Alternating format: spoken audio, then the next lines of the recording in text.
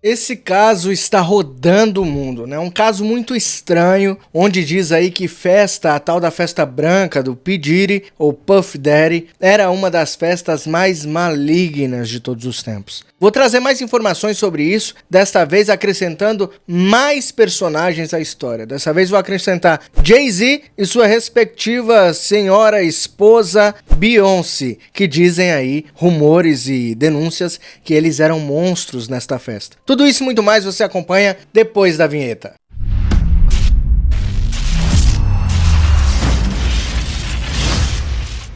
Nós vamos acompanhar o vídeo aqui do canal, mas isso é na minha opinião. Um canal excelente que eu recomendo muito a vocês entrarem. Ele faz mini documentários também. Eu trouxe mais informações aqui para vocês. Vamos acompanhar e a gente vai tirando um contexto disso. Deixa o like, compartilha ao máximo. Eu preciso realmente da ajuda de vocês para o canal Geração Raiz crescer cada vez mais. Vamos ver. A Jagger Wright foi até o programa Piers Morgan Uncensored, que agora rola no YouTube, mas que começou lá na TV Talk. E ó, ela jogou muita coisa no ventilador. Nessa entrevista aí, ela não só citou o Diddy, mas ela também jogou o nome do Jay-Z nessa roda, dizendo que ele é tão um monstro quanto o próprio Diddy. O mais surpreendente foi quando ela olhou diretamente para a câmera e mandou uma mensagem pro Jay-Z dizendo: isso acaba agora, Sean. Você tem que responder.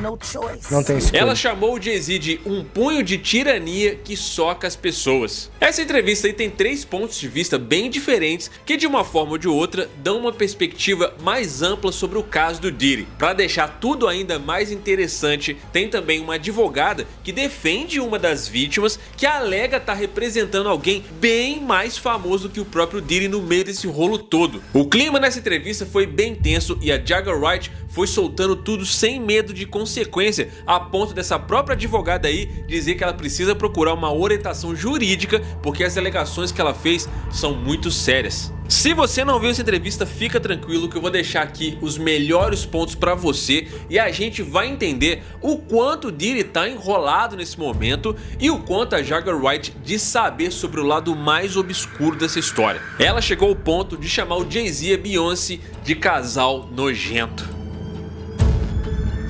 Pois é, o que eu acho mais esquisito nisso tudo é as pessoas não estarem acostumadas com esse tipo de escândalo, né? Vindo inclusive de rappers americanos, como é o caso aí do Puff Daddy e dos demais que estão sendo citados aqui. Algumas pessoas do cinema estão com muito medo, né? Alguns brasileiros que têm amizades com o Diddy estão também com medos, com receios de falar alguma coisa. E vocês percebem que a cultura woke está, ó, em silêncio, ninguém fala absolutamente nada. Vamos continuar acompanhando, vamos lá.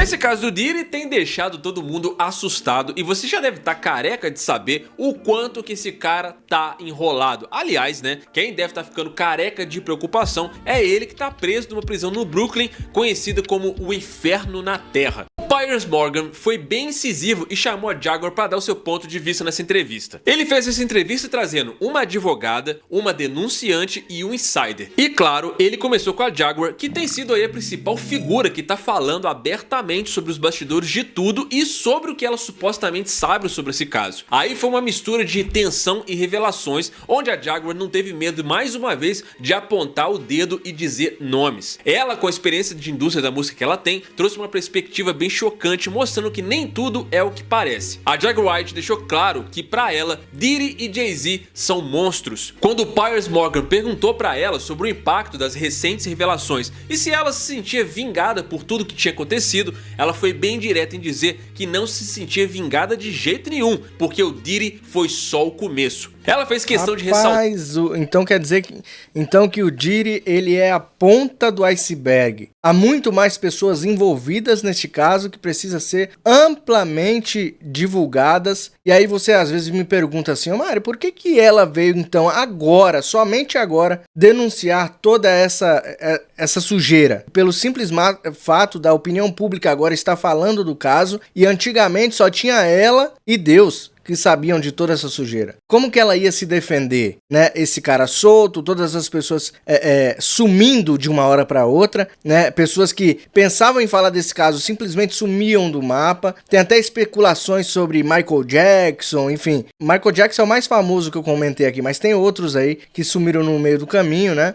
O próprio Tupac, né? Também entra nessa história aqui. E é uma sujeira enorme que tem que ser desvendada cada vez mais. Vamos continuar vendo aqui. Notar que até que o Diddy e quem ajudava ele sejam responsabilizados de verdade, que as vítimas vão continuar sem segurança. Ela voltou a lembrar que tá há 4 anos gritando sobre o Diddy e o Jay-Z, mas que a máquina de fabricar vítimas continua funcionando. Muita gente tem até lembrado que o Jay-Z ficou bem quieto aí depois dessas alegações contra o Diddy, né? E isso aí chamou bastante atenção. Pra ela, isso não é surpresa, porque segundo ela, o Jay-Z acende pequenos incêndios e força todo mundo a apagar eles enquanto ele foge. A Jaguar disse que o Diddy tem que responder e que ele não tem escolha. That changes now, Sean. You have no choice. A conexão que ela fez entre o Diddy, o Harvey Weinstein, que é um ex-produtor de filmes americanos que foi condenado por crimes sexuais, o Jeffrey Epstein e o Robert Kelly é bem pesada. Ela reforçou que todos eles têm uma coisa em comum: Sean Carter,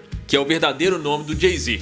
Harvey Weinstein, Jeffrey Epstein, Robert Kelly, Sean Combs have one person in common, professionally and privately: Sean Carter. Se o Diddy for considerado culpado, a Jaguar acredita que ele nunca mais vai sair da prisão e ela não tem medo de questionar o quão perigoso ele pode ser como pessoa. Ela também falou do papel de pessoas bem poderosas como Clive Davis e Lucian Craig, que inclusive eu falei dele no vídeo do Michael Jackson, que era aí um dos chefões da Sony envolvido em um processo recente contra o Diddy, e o nome dele estava envolvido nesse processo, mas misteriosamente foi retirado há bem pouco tempo. A Jaguar disse que o Diddy foi escolhido a dedo para ser o demônio que mantém essa cultura hollywoodiana continuando, sempre explorando em busca de lucro. Ela diz que o Diddy é o Judas dessa história. Quando o Piers Morgan questiona se o Diddy pode começar a dar uma de X9 e falar as coisas sobre outras pessoas se for encurralado, a Jaguar diz que ele não tem escolha, que o ego e os vícios dele não vão permitir que ele faça diferente, sugerindo que o silêncio dele não significa que ele tá se segurando,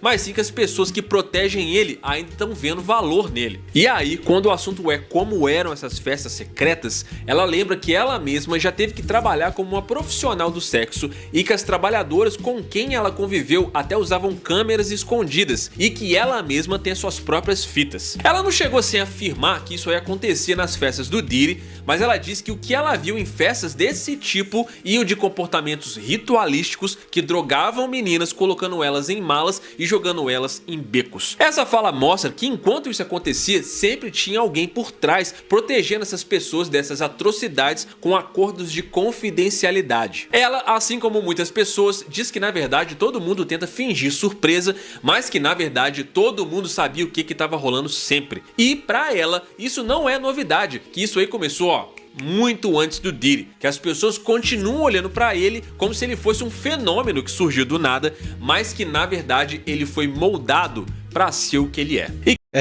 Meus amigos, sempre tem um mentor, né? É o que eu digo pra vocês. O Diddy tá sendo o bode expiatório, né? O boi de piranha. Ele está no centro das atenções. Só que na verdade há muita coisa englobada nisso aqui, né? Há muitas pessoas que não podem aparecer nos noticiários. E se aparecem, como é o caso aí do diretor da Sony, desaparece. Tiram do caso assim repentinamente. Será por quê, hein? Será por quê? Será que tem autoridades envolvidas? Será que candidatos à presidência podem estar envolvidos? Candidatas à presidência? Será que há todo esse sistema? Será que tem pessoas influentes no cinema? Né? Na música a gente já sabe que tem. Eles estão muito quietos, né? O fato é que eles estão caladinhos e estão morrendo de medo. Isso é um fato. E quem foi o maior professor dele? Segundo ela, foi o Clive Davis, que é produtor musical e fundador da Arista Records. Esse é um jogo de poder que vai muito além do que a gente pode imaginar e precisa ser exposto, né? A Jaguar falou do silêncio ensurdecedor na indústria da música agora e de muitas celebridades nesse contexto, e ainda fez uma crítica pesada ao movimento Me Too, dizendo dizendo que o movimento foi uma farsa, que tudo isso foi só uma armação, um esquema. E aqui ela acusa o Sean Carter, o Jay-Z, de financiar tudo isso para garantir que o Robert Kelly fosse preso, como uma forma de dar o troco. Para ela, a ligação entre Dream Hampton e o Jay-Z é que o Dream Hampton foi financiado e dirigido pelo Jay-Z. Aí ela levanta aqui um questionamento de como que o Jay-Z conseguiu se sentar com a Gayle King, que é uma jornalista conhecida por apresentar o CBS This Morning, e ela não ter nenhuma pergunta sobre a relação dele com a Alaia e o Robert Kelly, que as pessoas continuam se recusando a ver o que tá bem na cara delas. É como se todos eles estivessem tão acostumados a ignorar as evidências que eles preferem viver na negação. E aí ela mencionou que se o movimento Me Too fosse realmente sério, os membros estariam falando disso agora. E aí ela deixa claro que eles também estão em silêncio desde a queda do Diddy. Sobre as vítimas, ela diz que o movimento Me Too ao qual ela se refere é o mesmo movimento que denunciou esses dias aqui o ministro, né, o ex-ministro dos Direitos Humanos do governo Lula aqui no Brasil, de ter violentado aí algumas pessoas no ministério, né, e outras ministras também de Lula. Vocês sabem de todo o escândalo se você acompanha a política aqui no Brasil. Então esse movimento Me Too, ao qual a Jaguar ela se refere, é o mesmo movimento que ajudou a ser descoberto aqui tudo que acontecia no Ministério dos Direitos Humanos, tá? Só para motivos de informação para vocês. Vamos lá. Pode haver milhares. Segundo a Jaguar, ela já falou com centenas e ainda continua tendo que lidar com pessoas que estão dispostas a se abrir sobre essas experiências horríveis. Ela diz que tem 3 vítimas prontas para testemunhar, não só sobre o que o Jay-Z fez com elas, mas também sobre o que a Beyoncé teria feito supostamente. I have 3 victims right now who are willing to give testimony about not only what Mr. Carter has done to them, but his wife as well. They're a nasty little couple. Casalzinho nojento, fazem coisas nojentas. Keeping people against their will, putting people on planes while they're unconscious. Sua vontade, colocando pessoas em aviões enquanto elas estão inconscientes. Just like Aaliyah got on that plane. Como Aaliyah entrou naquele avião inconsciente, há muitas coisas Unconscious. There's a lot of things that people don't que as pessoas não querem falar. want to talk about. Listen, like I said, Jay-Z and Beyonce are not here, unfortunately, to respond to that. I know.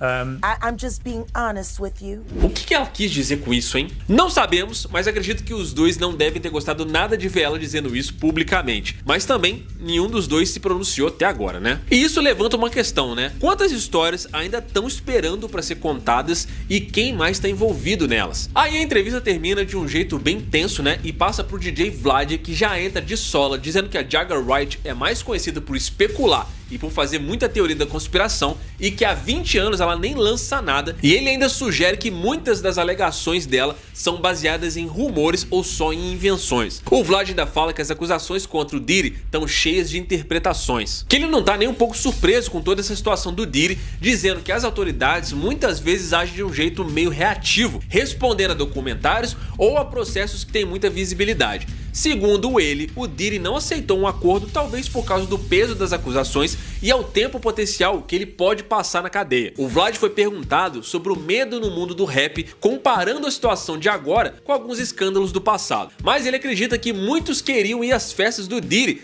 dizendo que existe toda uma cultura de celebração em volta dele. Esse cara se mostrou bem cético quanto ao caso como um todo, né? E pra falar a verdade, em alguns momentos aqui até pareceu que ele tentou amenizar e passar um pano pro Diddy em alguns momentos. E também descredibilizando com força a Jaguar, o que a Ariel Mitchell também sentiu. Quando ela entrou nessa entrevista, ela já entrou mostrando uma preocupação com tudo que a Jaguar falou, dizendo que existem potenciais riscos legais nas declarações dela. Ela chamou o DJ Vlad de oportunista cultural e diz que ele se aproveita da comunidade negra sem oferecer nada em troca. Ela acha que o Vlad, ao desmerecer as alegações da Jaguar, não tá reconhecendo a gravidade do que tá em jogo e, portanto, pode estar minando a confiança das vítimas que se manifestam. Aí ela fala de um cliente muito importante que ela tá atendendo e sobre a situação envolvendo a suposta fita do Diddy com uma celebridade de alto padrão. A Ariel, inclusive, fala de uma situação em que ela pode ser envolvida no esquema de catch and kill, que é o nome dado à forma como certos meios de comunicação compram investigações jornalísticas que potencialmente são mantidas em segredo para proteger a reputação de uma grande figura pública. A primeira preocupação dela é a segurança e a proteção da pessoa que aparece nessa fita que tá com ela, porque aparentemente essa pessoa é realmente muito importante. Isso é especialmente importante em contextos onde a imagem e a integridade de uma pessoa famosa tá em jogo. Cara, assim,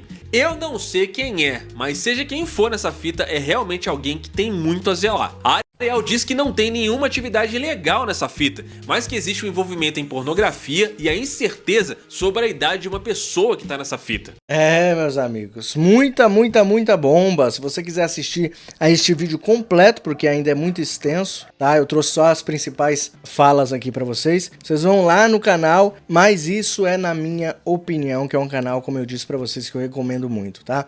Deixe seu like aqui, compartilhe ao máximo. Eu peço pra que você coloque a sua opinião aqui embaixo. Será que Jay-Z e Beyoncé estão envolvidos nisso? Será que eles são os monstros que a Jaguar falou aí na entrevista? Será que realmente tudo isso é verdade ou é tudo teoria da conspiração? Coloca aí, é importante o comentário e a participação de vocês no canal. A gente volta com mais vídeos informativos, anti-lacrate, anti-mimimi, anti-femimi, anti tudo aquilo que destrói e corrói a nossa cultura pop. E também tem informação aqui no canal, como esse vídeo que eu trouxe aqui, tá bom? Deixa o like, compartilha, se inscreve e até o próximo vídeo. Geração Raiz, vamos com tudo! Então segue, curte, comenta e compartilha. Geração Raiz, vamos com tudo, sem armadilha.